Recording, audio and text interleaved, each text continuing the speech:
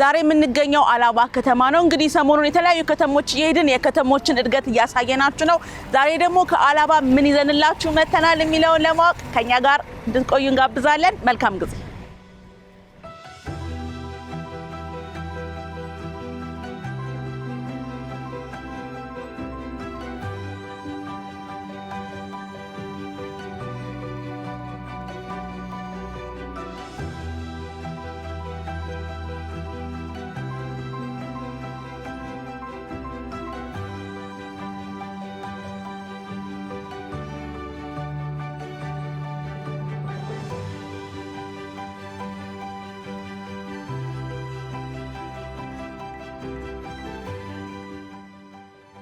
አብዲ አደም ይባላል። የወረድጆ ወረዳ በአላባ ዞን የወረድጆ ወረዳ ዋና አስተዳዳሪ ነኝ። ሀባይ ወገሬቲን አሜቴን ሀባይ ሀላቢ ሴሪ ከበጃት ወገሬቲን ኢሊሽል ማለት እንኳን ደህና መጣችሁ ወደ ሀላባ ማለት ነው። እንኳን ደህና መጣችሁ ወደ ሀላባ። እሺ ወደ ውቢቷ ሀላባ። እሺ እንደውም ደግሞ ከቀበሌዎች ደግሞ በሀገራችን ካሉ ከ17000 ቀበሌዎች ከእዳ ወደ ሚንዳ ወደምትታወቀው ወደ ስምቢጣ ቀበሌ ደግሞ እንኳን በሰላም መጣችሁ ማለት ፈልጋለሁ። እድለኛም ቀበሌ ነች። ጠቅላይ ሚኒስትሩ 2 ጊዜ በአካል መጥቶ ከህዝቡ ጋር መጥቷል። ኮሪደር ለማስጀመር መጥቷል። የመስኖ ልማትን በዛው አጋጣሚ ጎብኝተዋል። ኮሪደር አላችሁ ጀምራችኋል? ኮሪደሩን ማስጀመሪያ በሀገራችን ከ4ቱ ቀበሌዎች የመጀመሪያዋ ስምቢጣ የመጀመሪያ መሰረት ድንጋይ የተጣለውም የመጀመሪያ የተመረቀውም ይሄኛው ቀበሌ ነው። ሌሎች አመራሮች ሳይሆን በጠቅላይ ሚኒስትሩ ማለት ነው። ስለዚህ እቺ ቀበሌ በኋላ በደንብ ገልጽላችኋለሁ ስለ ቀበሌዋ ነባራዊ ሁኔታ። የተለየች ቀበሌ ናት። እንኳን ወደ ሀላባ ዞን እንኳን ወደ ወረድጆ ወረዳ ስምቢጣ ቀበሌ በሰላም መጣችሁ ማለት ፈልጋለሁ። እንኳን በሰላም ቆያችሁን። እኛም ስለመጣን ደስ ብሎናል። ባየነው ነገር ደስ ብሎናል። በቅርብ ጊዜ ደግሞ በዓል ነበረ፣ ሴራ የሚባል አይደል? ምንድነው እሱ? የአዲስ ዓመት አቀያየር ነው። ምን አይነት በዓል ነው ሴራ? የሴራ በዓል ያው መንገሳም እንለዋለን። በታይሳስ ወር መጨረሻ በጥር ወር መግቢያ ላይ በታይሳስ ማብቂያ በጥር ወር መግቢያ ላይ የሚከበር በዓል ነው። 2 ሽግግሮች አሉት። አንደኛ የዘመን ሽግግር ከአሮጌው ዓመት ወደ አዲሱ ዓመት የዘመን ሽግግር የሚደረግበት ነው። ሁለተኛ ደግሞ የእድሜ ሽግግር የሚደረግበት ነው። ሁሉቃ አለ በሴራ በዓሉ ላይ። ሁሉቃ ማለት ልጆች 16 17 ዓመታቸው ሲሞላ ወደ ከተማ ይወጡና ከከተማም ወንዝ ያለበት ጠጋ ይሉና የራሳቸው የሆነ የጭፈራ አላቸው። የራሳቸው የሆነ ይዞ የሚወጡት ማቴሪያል አለ። እሱን ጭምር ይዘው የሁሉቃ የሚወጡበት ነው። ስለዚህ ሁለቱም ነው ማለት ነው። አንደኛ የዘመን ሽግግር ነው ከአዲስ ዓመት ከአሮጌ ዓመት ወደ አዲስ ዓመት። ሁለተኛ ደግሞ የእድሜ ሽግግር የሚደረግበት ትልቅ በዓል ነው። የአላባ ሴራ በዓል የያዘው መረዳዳት ባህል ራሱን ችሏል። የሚሻላ መረዳዳት ባህል ይባላል። በጣም የሚገርምሽ ምግብ ያጣ ደሃ ሳይበላ የማይድርበት ነባራዊ ሁኔታ ይፈጠራል ማለት ነው። ቤቱ ላይ ከብት የሌለበት ከብት እንዲኖረው ማድረግ፣ እድሜው ለትዳር ደርሶ በሀብት ምክንያት መያዝ የማይችል ከሆነ ለሱም ጭምር መፍትሄ የሚሰጥ ትልቅ የሆነ ትልቅ እንትን ነው። ራሱን የቻለ ትልቅ ትውፊት ነው። ራሱን ችሎ በራሱ ብዙ ነገር መስራት የሚቻልበት ነው። ስለዚህ የዘንድሮ ሴራ በዓል ደግሞ በጣም ለየት በሚል መልኩ ተከብሯል። በጣም የሚገርመው ያው የጥር 3 ላይ ነው ዘንድሮ ያከበር ነው። ያው የኦሎምፒክ መክፈቻ አሊያም የካፍ አሊያም የፊፋ መክፈቻ የሚመስል በዓል ነበር የሰራ እንትን ያከበር ነው። ለዚህ ደግሞ ዋና ትልቁ አስተዋጽኦ ያደረገው በሀገራችን ከድሬዳዋ ቀጥሎ ሁለተኛ ሀላባ ኢንተርናሽናል ስቴዲየም ገንብተናል። ያው እድሉ ከመጣችሁ ሀገር እናንተም ጎብኝታችሁ ብትሄዱ ጥሩ ነው የሚል ሀሳብ አለኝ። በመንግስት ባጀት ሳይሆን በራሳችሁ አርሶ አደሩ የበሬ ጎርፍ አዝንቦ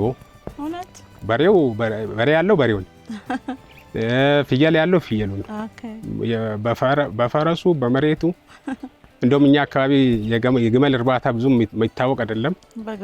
አንድ አርሶ አደር አለ ግመል የሚያረባ ወደ 30 40 3 ግመል ጭምር ለዚህ ስቴዲየም አበርክቶ ሰጥቶ ወደ 691 ሚሊዮን የመጀመሪያ ፌዝ ተገንብቶ ያለቀና ሁለተኛ ፌዝ የሚቀጥልበት ነው። ለየት ያለ በዓል ነበር ማለት ነው። እኛ ድሮ አላባን የምናውቀው እንግዲህ በበርበሬ ነበር። አሁን ደግሞ ወደ ስቴዲየሙ ልንመጣ ነው ማለት ነው። መጀመሪያ በበርበሬ በደንብ ትታወቃለች። ቀጥሎ በዚህ ቆሜ አላባ ላብቾ ነው ቆሜ እሺ ይቺን ያረጋ አዲስ አበባም ለንደንም አሜሪካም አላብቾ ነው የሚባለው። አማሳም እንግዲህ በርበሬውን ካነሳን አይቀር ያው በርበሬ የምናውቀው ድሮ ከህዳር እስከ የካቲት ድረስ ምርቱ ተሰብስቦ ያልቃል ነበረ። አሁን ደግሞ በርበሬ አመቱን ሙሉ ይመረታል የሚል ነገር ሰምተናል።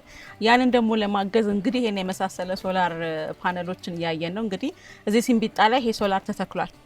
ይሄ ሶላር መተከሉ ለነዚህ ገበሬዎች እናንተ ወረዳ ላሉ ገበሬዎች ምንድነው ያመጣው ለውጥ? ቅድም ካልከኝ ገጽታ ግንባታን በተጨማሪ በእያንዳንዱ ደግሞ ማህበረሰብ በእያንዳንዱ አርሶ አደር ቤት ላይ ምን ያመጣው ነገር አለ?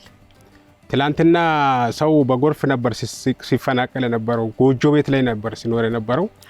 ምናልባት አርሶ አደሩን ድሪል ታች ወርዳችሁ ኢንተርቪው ስታደርጉ ደግሞ ትላንት ከነበረበት ኑሮ ዛሬ የደረሰበትን ኑሮ ማየት ይቻላልና ዛሬ አብዛኛው ወደ ቆርቆሮ እየተቀየረ ያለበት ሂደት አለ።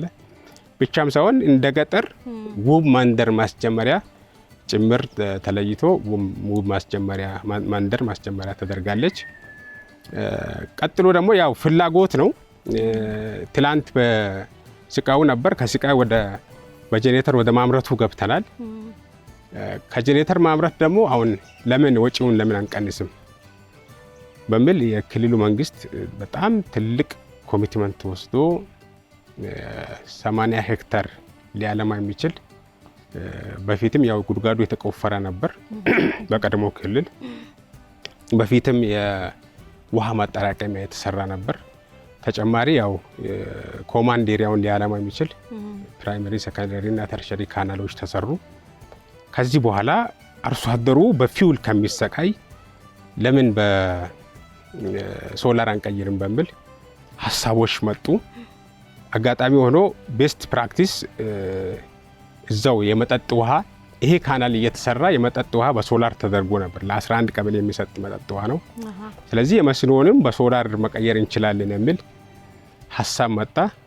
ከመጣ በኋላ እኛ ኮምፕሌን እያቀረብን ነበር። ባይዘ ግልጹን ለመናገር ማለት ነው የ11ዱን ቀበሌ የመጠጥ ውሃ የሰሩ ድርጅቶች የመስኖንም መስራት አለባቸው የሚል ኮምፕሌን እያቀረብን ነበር።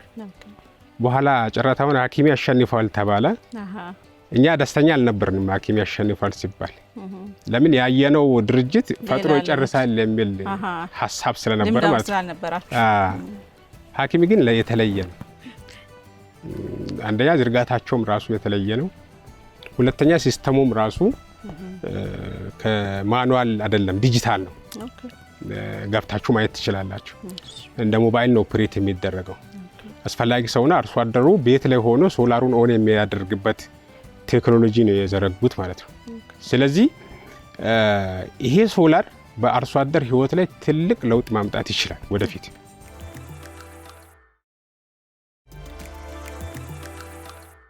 እንግዲህ በገጠሩ አካባቢ የተለያዩ ልማት እንቅስቃሴዎች የተደረጉ ነው። ይህንን ልማት እንግዲህ በተለያየ መንገድ የተለያዩ ባለሀብቶች ያግዛሉ። ዛሬ እንግዲህ ከአንድ ባለሀብት ጋር ነው የምገኘው። በመጀመሪያ እንተዋወቅ እስኪ።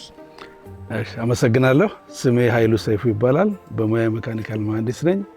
ከ40 ዓመት በላይ በምህንድስና ስራ ተዛማጅ ስራ ላይ ተሰማርቼ እገኛለሁ። በጣም ነው ደስ የሚለው። እንግዲህ አሁን እዚህ ያለ ነው ሶላር ፓነሎች መካከል ነው። እንግዲህ እነዚህ ሶላር ፓነሎች የሚገኙት አሁን የት አካባቢ ነው? እሺ፣ ይሄ ቦታ አሁን የምንገኝበት ቦታ በአላባ ዞን ሲሚጣ ቀበሌ የሶላር መስኖ ፓምፕ ፕሮጀክት አካባቢ ነው ያለነው። በጣም ደስ ይላል። እንግዲህ ተመልካቾቻችንም ይገምታሉ ብዬ አስባለሁኝ። ያለሁት በአላባ አለባበስ ነው። እንግዲህ እዚህ አላባ ያለነው ቅድም እንደሰማችሁት ሲምቢጣ የሚባል ቀበሌ አካባቢ ነው። እንግዲህ እዚህ አካባቢ መስኖ እየሰራችሁ እንደሆነ ነው የሰማነው። ከዚህ በፊት ይህ አካባቢ ያለ መስኖ እንዴት ነበር ገበሬዎች የሚሰሩት የሚለውን እንዲሁም ደግሞ እናንተ ከገባችሁ በኋላ ያለው ለውጥ ምንድን ነው የሚለውን የእናንተስ መግባት በተለይ እዚህ አካባቢ ላለ የገጠር ማህበረሰብ የሚያመጣው ለውጥ ምንድን ነው የሚለውን ሰፋ አድርገው ንገሩ። እንግዲህ በመጀመሪያ ይሄ አካባቢ የልማት የመስኖ ልማት ስራው እንዲሰራ የታሰበው በዲዝል ኢንጂን በሚሰራ ፓምፕ ሲስተም ለመጠቀም ነበር እና ትልቅ አቅም ያለው ዲዝል ኢንጂን ያለው እዚህ 160 ኪሎዋት የሚያመነጭ ዲዝል ኢንጂን ተተክሎ ነበረ። ነገር ግን ያ ጄኔሬተር ከፍተኛ የሆነ ናፍጣ ስለሚፈልግ እና ናፍጣ ዋጋ ደግሞ በየጊዜው እየጨመረ ስለመጣ እንደገና ደግሞ ናፍጣ ማግኘት ደግሞ በጣም አስቸጋሪ ቦታው ርቀት ስላለው ከከተሞች በጣም አስቸጋሪ ሆኖ ስለተገኘ የፀሐይ ኃይልን በመጠቀም በጣም ግሪን የሆነ አካባቢን የማይበክል እና ከኦፕሬሽንና ሜንቴናንስ ኮስት በጣም ዜሮ በሚባል ደረጃ ያለ ሲስተም በመሆኑ ምክንያት የተመረጠ ፕሮጀክት ነው። የሲምብጣ የመስኖ ሶላር ፓምፕ ፕሮጀክት የተገነባው ከክልሉ የመስኖ ልማትና አስተዳደር ኤጀንሲ ጋር በተገኘ ውለታ ከክልሉ የውሃ ስራዎች ድርጅት ጋር በመተባበር የተገበረው ፕሮጀክት ነው። እንግዲህ ፕሮጀክቱን ከዲዛይን ጀምሮ እቃውን ከማቅረብ ከመትከል እና ኮሚሽን አድርጎ ደግሞ ትሬኒንግ ተገቢ ትሬኒንግ በመስጠት የጨረስነው ስራ ነው። ከስተመሩም በጣም ደስተኛ ነው። የአካባቢውን ገበሬዎች በጣም ተደስተዋል። ምክንያቱም ዲዝል ፍለጋ ወይም ናፍጣ ፍለጋ መንከራተት ቀረ። እንደገና ደግሞ ወጪም የለባቸውም ለጊዜው እና በዚህ የተነሳ ገበሬውን ደስተኛ ሆኖ የሚፈልጉትን ያህል ውሃ እያገኙ እርሻቸውን እየተንከባከቡ ይገኛሉ። በጣም ደስ የሚለው እንግዲህ ያው ሁላችንም እንደምናውቀው አብዛኛው ኢትዮጵያ ክፍል ገጠር ነው። አብዛኛው ደግሞ በግብርና ላይ የሚሰማራ ነው። አብዛኛው ደግሞ ዝናብ ጠብቆ ምርቱን የሚያቀርብ ነውና ከዛ አንጻር በመስኖ ልማት በማምረታቸው የገበሬዎቹ ላይ ያለው የህይወት ለውጥ ምንድነው? ይሄ ቦታስ ምን ያህል አባወራዎችን ተጠቃሚ አድርጓል? መስኖን ደግሞ ገበሬዎቹ በዕለት ተዕለት ኑሯቸው ስራቸው ላይ የዛን አካል ማድረጋቸው እንደምንድነው የሚያመጣው ለውጥ? እንግዲህ የመጀመሪያው ጥቅም ከመስኖ ውጪ ሲደረግ የነበረው ያው ዝናብ ጠብቆ ነበር አካባቢውን የሚያለሙት እርሻቸውን የሚያከናውኑት። አሁን ግን በዚህ ፕሮጀክት የተነሳ በአመት 3 ጊዜ ለማምረት አስችሏቸዋል። በዚያ የተነሳ ገበሬዎቹ ገቢያቸው እንዲያድግ ሆኗል። በዛ የተነሳ ልጆቻቸውን ማስተማር እንደገና ደግሞ የተሻለ ኑሮ መኖር የሚችሉበት ሁኔታ ተፈጥሯል ብለን እናምናለን። እና እንግዲህ እንደዚህ አይነት ፕሮጀክቶች ስንተገብር የመጀመሪያችን አይደለም እና በየሄድንበት ቦታ በጣም ከዚህም በጣም በራቁ ጥልቅ በሆኑ ርቀት ባላቸው ቦታዎች ሁሉ ተመሳሳይ ፕሮጀክት እንሰራለን። ከፕሮጀክቱን ሰርተን ከምናገኘው ጥቅም ይልቅ የአካባቢው ህብረተሰብ በዛ ተጠቃሚ ሆኖ ማየት፣ ጨለማ ውስጥ የነበረው ህብረተሰብ፣ ውሃ ለማግኘት ይቸገር የነበረው ህብረተሰብ ብርሃን አግኝቶ የውሃ ተጠቃሚ የመጠጥ ውሃ ተጠቃሚም እንደገና እንደዚህ አይነት ደግሞ የመስኖ ውሃ ተጠቃሚ መሆኑ ትልቅ እርካታ ይሰጠናል። በተለይ እንደ ባለሙያ ደግሞ በዚህ አይነት መንገድ ሰርተን የገነባ ነው ቀይሰን የገባ ነው ስራ ደግሞ እንዲህ ውጤታማ ሲሆን በጣም ያስደስታል። በጣም ደስ ይላል። እንግዲህ አገራችን ኢትዮጵያ ለዚህ ለሶላር ኤነርጂ አሁን የተዘጋጀች ናት። የፀሐይን ኃይል በመጠቀም ብዙ ማድረግ ይቻላል የሚባልባቸው ሁኔታዎች አሉ ወይስ የተወሰኑ ቦታዎች ላይ ብቻ ነው ይሄ መሰራት የሚችለው? እንግዲህ በአገራችን የጂኦግራፊያዊ አቀማመጥ መሰረት በማናቸውም በአገሪቱ በአብዛኛው የአገሪቱ ክፍል ውስጥ ይህንን ሶላር ፓምፕ የሶላር ሲስተም ተግባራዊ ማድረግ ይቻላል። ምክንያቱም በቂ የፀሐይ ኃይል አለ እና በጣም የሚያሳዝነው ግን እስካሁን ድረስ አለመጠቀማችን ነው። ብዙ መስራት ሲቻል እስካሁን አልቻልንም። ነገር ግን አሁን መንግስት ባስቀመጠው የልማት እቅድ መሰረት የታዳሽ ኃይል አማራጮችን መጠቀም እያበረታታ ባለበት ሁኔታ ግን በርካታ ስራዎችን መስራት ይቻላል። ህብረተሰቡን ተጠቃሚ ማድረግ ይቻላል እና በታዳሽ ኃይል ደግሞ የሚገኘው ጠቀሜታ ሁሉ ተቋዳሽ መሆን ይቻላል እና ያለው ሁኔታ በጣም የሚያበረታታ ነው። ቢዘገይም ዘግይቶ ቢጀመርም ነገር ግን አትሊስት የሚያበረታታ ስራ እየተሰራ ነው እና እኛም ደግሞ በዚህ ስራ ውስጥ የበለጠ አቅማችንን እያጎለበትን ዘመኑን የተከተሉ ቴክኖሎጂዎችን እያጠናን እየቀዳን ለህብረተሰባችን ተጠቃሚ የሚሆንበትን ሁኔታ እንፈጥራለን የሚል ግምት አለን እና ካምፓኒያችን እቃ ማቅረብ እቃ መትከል ብቻ ሳይሆን ቴክኖሎጂውን ማሸጋገር ዓላማ ያደረገ ድርጅት ስለሆነ ዘወትር ቴክኖሎጂውን በቅርብ እየተከታተል ተመጣጣኝ የሆነውን እንደገና ደግሞ ህብረተሰቡ ለመክፈል የሚችልበት የሚያስችለውን አቅም የሚሰጣቸውን ፕሮጀክቶች ለመተግበር ዝግጁ ነው።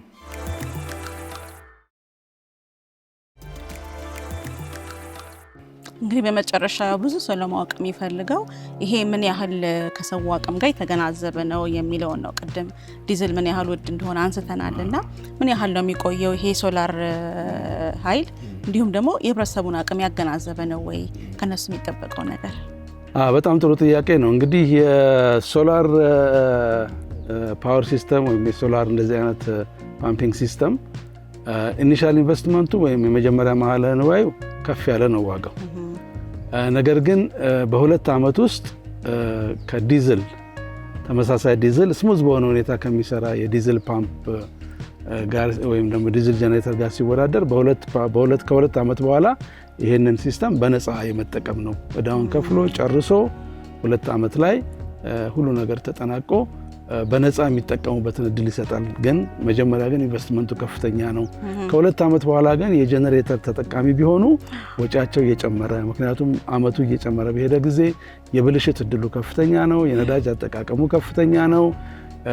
በየጊዜው ሲበላሽ ለጥገና የሚቆመው ጊዜ የሚባክነው ጊዜ ምናልባትም አንዳንድ ጊዜ የተዘራው እህል ሊበላሽ ይችላል እና ብዙ ተከታታይ የሆኑ ችግሮችን ሊያስከትል ይችላል። ከሁለት ዓመት በኋላ ሶላር ፓምፕ ሲስተሙ ያለምንም ችግር ያለምንም እንከን መስራት ሲቀጥል ዲዝል ጀነሬተር በተመሳሳይ ሁኔታ የሚሰራ ዲዝል ፓምፕ ግን ከሁለት ዓመት በኋላ በጣም ብዙ ሳንካዎች ስለሚያጋጥሙት ሲስተሙ ሙሉ በሙሉ ሊሰራ አይችልም እና በዛ የተነሳ ይሄኛው እንደዛ አይነት ጠቀሜታ አለው እና በእርግጥ የመጀመሪያ መዋዕለ ንዋይ ትንሽ ከፍ ያለ ነው። የሆነም ቀጣይነቱ ይሄኛው አስተማማኝ ነው እና እንግዲህ እዚህ ላይ ያለው ሲስተም እንግዲህ የተለያዩ ኮምፖነንቶች አንድ ላይ ሆነው ነው።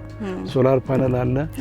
ሜጀር ዋናዎቹ እቃዎች ሶላር ፓነሉ አለ። ይሄ እንደገና ደግሞ የፀሐይ ኃይል የሚቀበለውና ወደ ኢነርጂ የሚቀይረው እንደገና ደግሞ የኢንቨርተር የምንለው አለ። ኢንቨርተር ኮንትሮለር የምንለው እሱ ደግሞ ዲሲ ኃይሉን በፀሐይ ኃይል የተፈጠረውን ኢነርጂ ወደ ኤሲ ኢነርጂ የሚቀይር እና እንደገና ደግሞ ፓምፑን የሚቆጣጠር ሲስተም አለ እና እንደገና ደግሞ ፓምፑም አለ።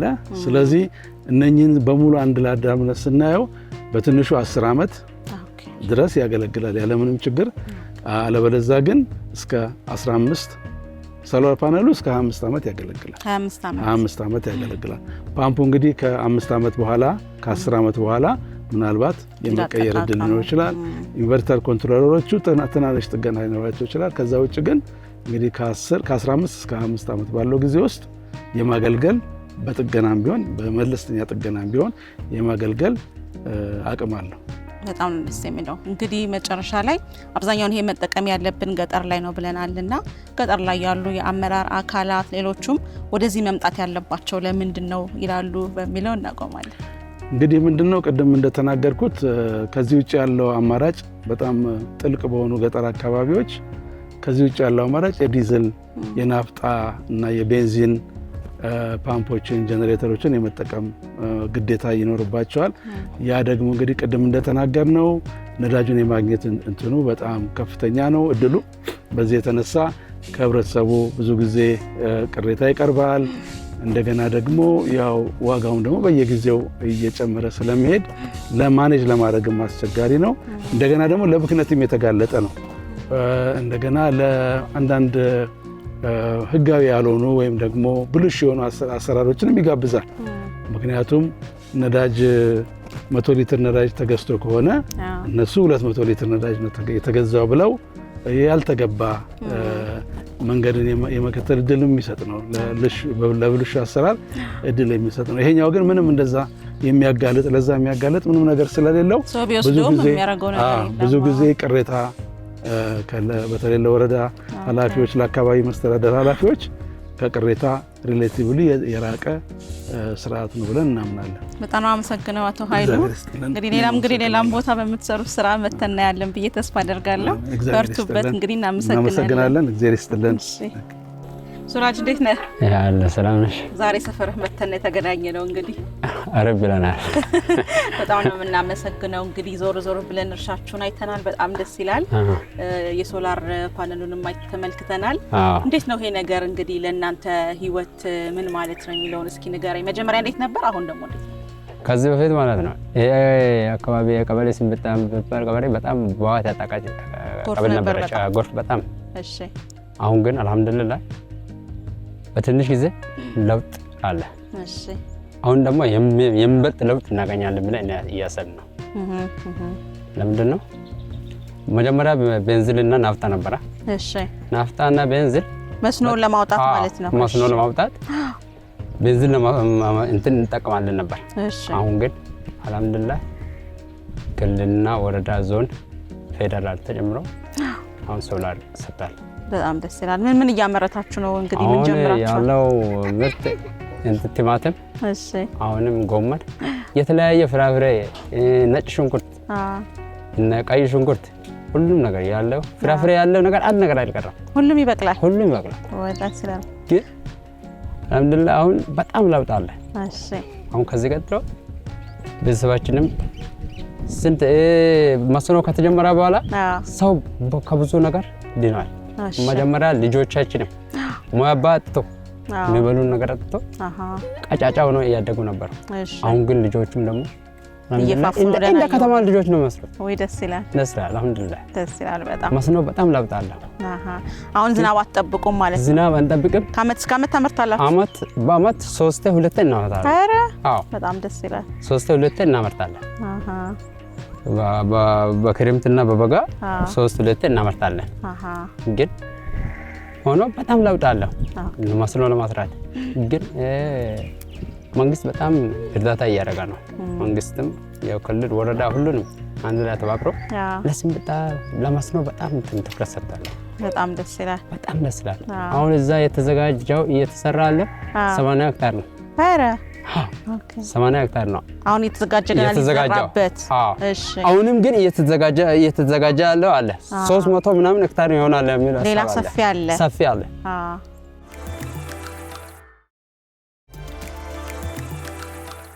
ስለዚህ ትምህርት ቤት ልጆቻችሁን ትምህርት ቤት ትልካላችሁ? ልጆችን ትምህርት ቤት እንልካለን። ምን ገዛችሁ? ሞተር ምናምን ገዛችሁ? ሞተር አሁን ከዚህ ቀጥሎ ሞተር ገዝተው የገዛ ማለት ሞተርም እንገዛለን፣ መኪናም ሊገዛ እንችላለን። በጣም ደስ ይላል። በእቅዳችን ማለት ነው። ለምን በዳይነት ወተናል። ድሮ ሴፍቲኔት እንጠቀማለን ነበር። በሴፍቲኔት ነበራችሁ? በመንግስት እርዳታ ማለት ነው። መንግስት እርዳታ። አሁን ግን ይሄ ቀበሌ ከዕዳ ወደ ምንዳ ተመልሳለች።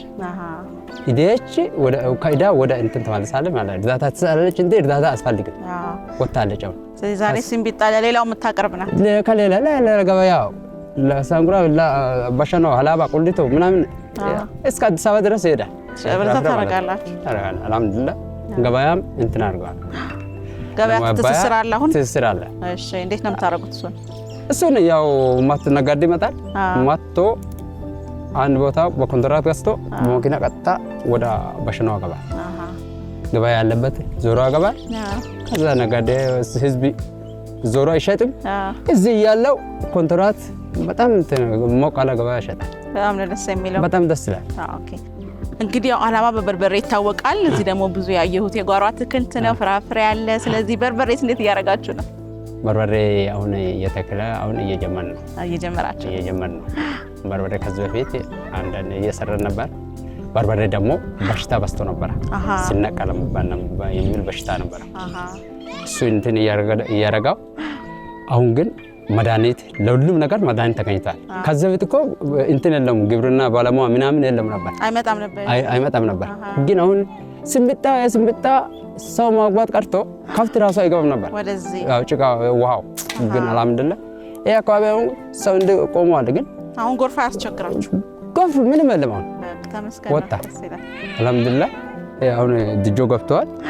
ግን ከዚህ ቀጥሎ ሰርተናል፣ እየሰራንም እንለውጣለን። ከዚህ የተሻለ ሁኔታ እንለውጣለን። አልሐምዱሊላህ መንግስት ብዙ ነገር እርዳታ አድርጓል። አሁን ይሄ ቤቶች የሰሩት የሞዴሎች ጋሮ አትክልት የሰሩት ባለሙያ ሞዴሎች የተሰራ አሁን ለዚህ አባወራ በጣም ለመስኖ በጣም እንትን አለ። ደስ ይላል በጣም። ይሄም እንደዚህ ነው። መስኖ እንትን ስላለበት ይሄን አይቶ ህዝቡ እንደሚለወጥ ነው እኔ ያሰራው እንዲነቃቃ እንዲማረግ እንደሚቻል ለማሳየት እኛም ከሰራን እንደዚህ አይደለም ወይ ለኛም እንሰራው እነሱ ስለሰራው አይደለም ወይ እንትን የቀየሩት ግን ህዝብ እንዳለ ያለው 5 ሰው የተቀየረው ስለሰራ ነው ግን አሁን ግን ሁሉም ተስፋፍቶ ይዛል በጣም ደስ ይላል በጣም አሁን ያከባቢ ያልሰራ ሰው የለም ይሄም ተሰርቷል ግን ይሄ ማሳ ደግሞ እዛ ሶላር መስራው ይሄ በናፍጣን እየተሰራ ያለ ያከባቢ ማለት ነው ያ ግን በሶላር አሁን በሶላር እየተጠቀምናል ከዚህ በፊት ናፍጣ ነበር ናፍጣ አልተቻለም ዋጋውም አልተቻለም ጀነሬተሩም በጣም ትልቅ ነው ውሃው ደግሞ 406 ሜትር ነው የሚወጣው ጥልቀቱ 406 ሜትር ነው የሚወጣው ስለዚህ ከፍታ ስላለበት ህዝቡ አይችልም ነበር ግን አሁን ተለውጦ ሶላር ከሶላር ሆኖ አሁን ማብራትም እየገባ ነው ወይ ደስ ይላል በጣም ማብራትም 24 ስለምሰራ 20 ማብራት እየገባ ነው ገጠሪቷ የተለወጠች ከተማ ልትሆን ነው እንደ አዲስ አበባ ሆናለች ማሻአላ በጣም ደስ የሚል ሲላችሁ በጣም አመሰግናለሁ በርቱ እንግዲህ በሚቀጥለው ደግሞ አንተ ቤት ጋር እንመጣለን እሺ እንግዲህ ዛሬ ከአላባ ቁሊቶ በአላባ ሴቶች አለባበስ ወደ እናንተ የቀረበው ፕሮግራም ይሄን ይመስል ነበር በገጠር በተለይ ታዳሻይ ለገጠሩ ማህበረሰብ ምን ያህል ጠቀሜታ እንዳለው ከዛሬው ፕሮግራም አይታችኋል ብለን ተስፋ እናደርጋለን ሳምንት በሌላ ፕሮግራም እንገናኛለን መልካም ጊዜ